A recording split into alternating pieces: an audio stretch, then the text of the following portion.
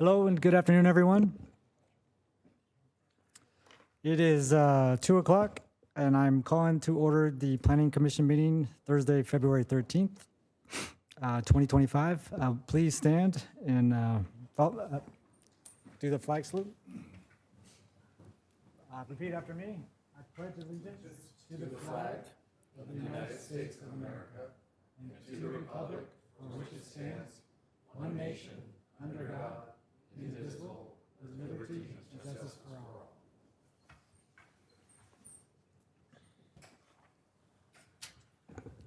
Thank you. So we'll go ahead and move on to roll call. Commissioner Bryant, Present. Commissioner Curran, Present.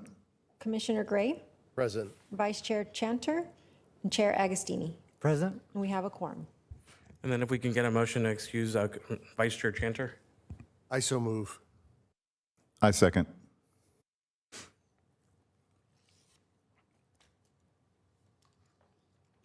Motion carries 4-0. Thank you. Okay, so I'll open it up now to commissioner comments. I'll start to my left. Commissioner Kieran. Thank you. I don't have any comments today. Thank you. Moving on to Commissioner Gray. Good afternoon, everybody. Just like to note that it's raining, which we desperately need, so I'm enjoying that. Thank you. And then I'll make, again, I just want to welcome council and everybody here today, and I'll move on to Commissioner Bryant. Thank you, Jason. I don't know if everyone saw a couple weeks ago, or maybe a week ago, there was an article in the Desert Sun about affordable housing, kind of a recap of all the things going on in the desert. And so it reminded me of all the hard work the city has done to enable affordable housing. And we have actually 3 projects that are underway now in various stages of development. The Catano project over on near the high school, the Via Vale, I call it the dog park land, and then Peterson, and that represents about 445 affordable housing units out of our city. Our mandate or quota, if you will, from the state is 1,700 and change, and the city has actually set aside land for about 2,400 and change. So it's great to see those things going, not only in the other cities, but obviously here. And I'm looking forward to those coming online and people moving in. That's it. Thank you. Thank you, Commissioner. So now I'll open it up to non-agenda public comments. And I did not receive any speaker cards, so now's the time where anyone can speak on anything that is not on today's agenda. Is there anyone who would like to speak? No speakers. Thank you. Moving on to approval of the minutes. I'll go ahead and move to approve the January 9th minutes. I'll second that. Vote.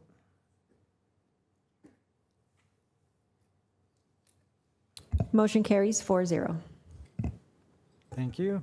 So moving on to today's public hearing, Vista Amara Single Family Permit Case Number SFP 24-0007 and Minor Conditional Use Permit Case Number CUP 24-0003. We'll give it a second. Chair Agostini for the presentation to pop up here. Okay. Good afternoon, Planning Commissioners. The Vista Amara project site is located approximately 1,350 feet south from the intersection of Frank Sinatra Drive and Vista Dunes Road, located on the east side of Vista Dunes Road on an 8.8 acre project site. The project site consists of multiple parcels that will be required to be merged per the conditions of approval. The applicant requests approval of a 16,615 square foot, 1-story single-family residence with a 3,992 square foot garage slash accessory use building and a 1,200 square foot accessory dwelling unit with a carport.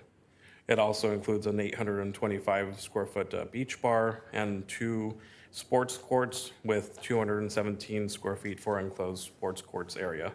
The custom residence will total 22,849 square feet. The residence has a modern design with inviting open views to the mountains and surrounding landscaping.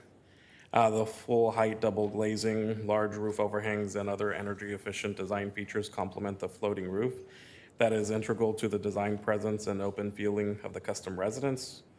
The residence will consist of 9 bedrooms, 13 bathrooms, a 2-car garage, and contain other amenities. The exterior of the home will consist of a combination of crystal white and black stucco in a matte finish with natural stone tile accents. These are renderings of the residence, garage, accessory dwelling unit, and sports courts that will utilize the same colors and materials as the main home. The outdoor living space is lushly planted with desert-themed landscaping and Bermuda grass, which accounts for 9% of the lot area in compliance with the municipal code. Large trees like Desert Museum Palo Verde, Tipu, and a variety of others are richly planted within the interior and perimeter of the project site. Along Vista Dunes Road, a combination of 36-inch box cascalote trees and 16-foot to 20-foot date palms in between the trees will enhance the streetscape. Additional recreational amenities include 2 pool areas with a lazy river, a beach area, and a water slide attached to the residence. As part of the conditional use permit request, 2 sports courts are proposed for tennis and pickleball with shade structures and freestanding lighting, which is shown in blue. The freestanding lighting will have a maximum height of 18 feet from the court's recessed surface. The sports courts are recessed a minimum of 4 feet, and they are set back a minimum of 29 feet to the nearest residential property to the south, with the light fixtures being further set back a minimum of 50 feet.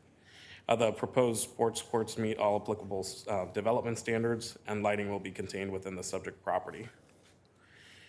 Staff is recommending the following revisions to the conditions of approval, which include additions to condition of approval number 1, which are shown in bold and underlined to clarify that the applicant can apply for a time extension. And then staff is also recommending removal of condition of approval number 13, since it does not apply to this project. Staff has not received any public comments, and at this time, staff recommends that the Planning Commission, 1, approve the filing of a notice of exemption pursuant to the California Environmental Quality Act, CEQA Section 15303, Class 3 for new construction. 2, approve single-family permit case number SFP 24-0007.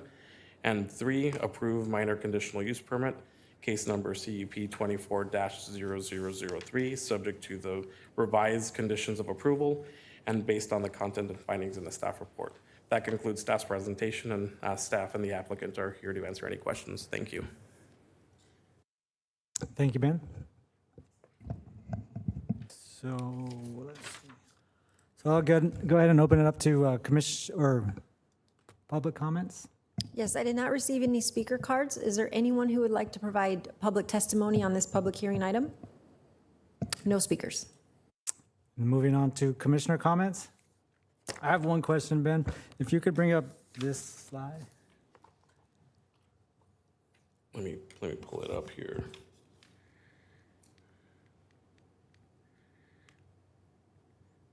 This one here? The one that shows, Oh, okay, that one.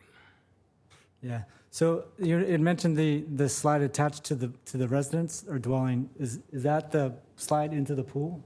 This, Yes, this slide would go directly into the pool, but it's attached via the roof overhang of the residence there. and the stairway to get into? There's an internal stairway that circles around here to access the slide. Okay. I don't have any other comments. I'll move it on. Commissioner Curran? No, it's a beautiful property. Everything's compliant. The only question I would ask is, is everyone involved know that they can't use this as an event space to generate revenue? Because it is a very large space. It is in our single-family residential zone. Okay, just want to make sure everybody's aware of that. That's all I have. Gray? Sorry. The property does seem a little bit modest by Rancho Mirage standards, but other than that, I have no comment. Commissioner Bryant? Well, due to the scale and complexity of this, I was trying to think, where do I start with my introduction? And so I think most of you know David is an attorney, and of course Eve is an attorney, and you know that they're known for using as few words as possible, both in writing and when they're in a trial situation. And David's been trying to coach me on that, given some of his side comments when nobody could hear about my lengthy comments. So I worked hard to reduce my introduction about this project. And so here I go. Breathtaking, exclamation point, period. I'm done. Well said. I appreciate Well, I do have a few more things. So that was just the introduction. At least in recent memory, the only other house I can remember in the desert is at the Bighorn, at the canyons on that side, up on top of the hill, that massive house with the shark tanks and all that sort of thing. Along with the Chanty residence, I think it is, just on the north side of this, where there's going to be, I believe, 3 homes for a family compound.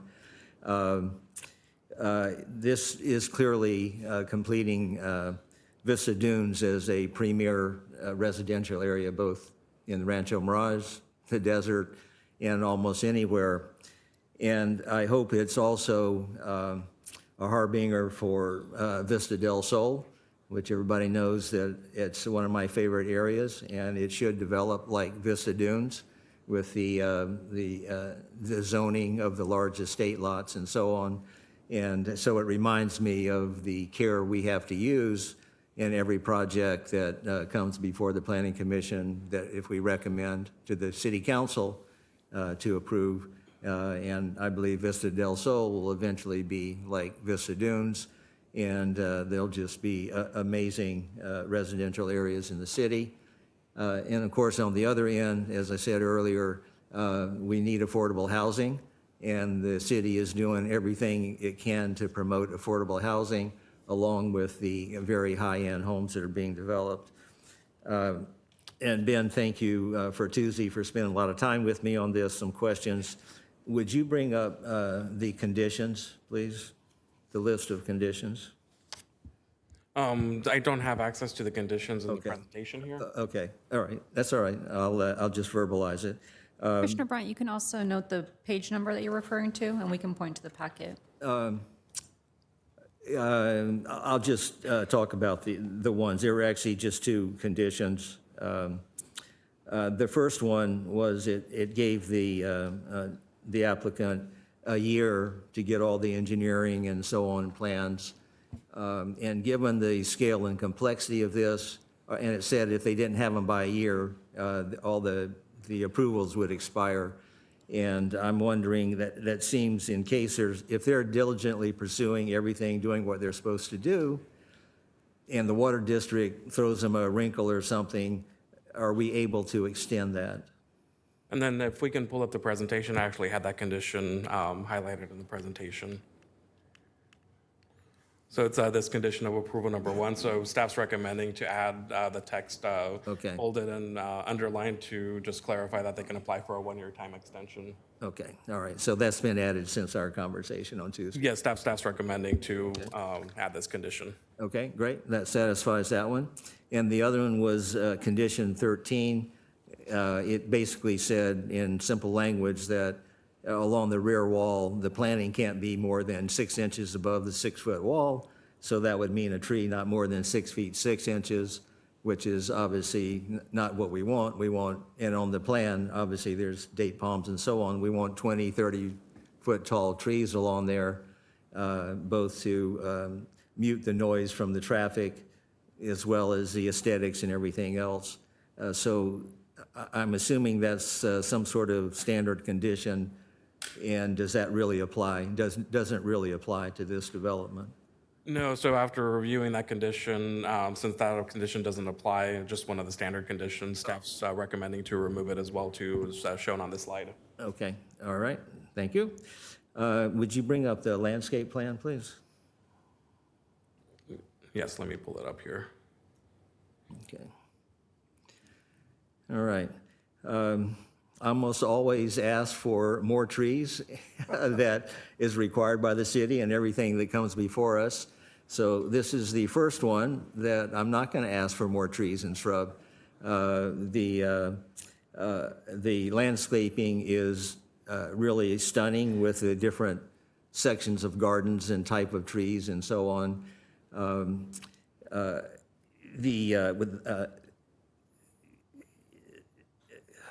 I guess they call them garden zones, you know, very unique and so on.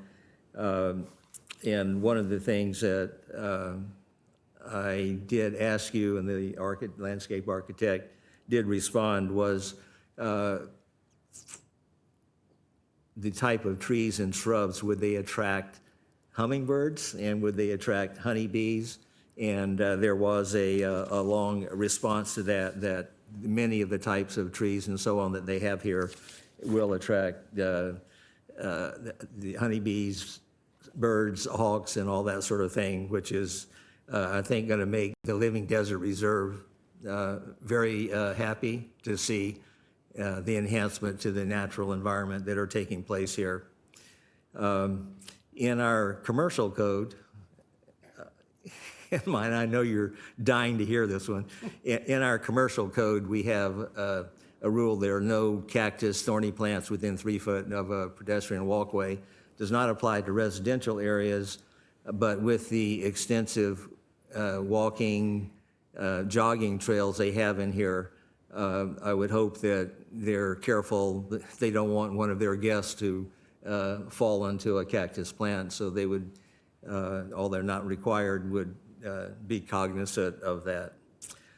The next question, I assume all the utilities are on the street, everything is there? Yes, the utilities are there.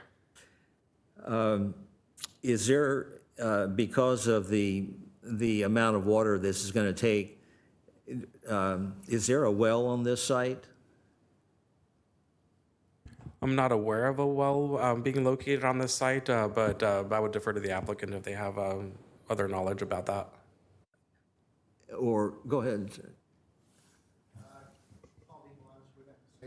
There's no well on the site, and we wouldn't plan to put one. So it'll all be supplied by the water district? Yeah, and it would meet all the MAWA requirements for water use and things like that on site. We've checked the plant materials and the water features and all that. And do they have just one meter coming into the site? And is that, do they have the size to do that? Or do they have multiple lines coming in to supply the water they need for the site? Well, they would have to loop the system.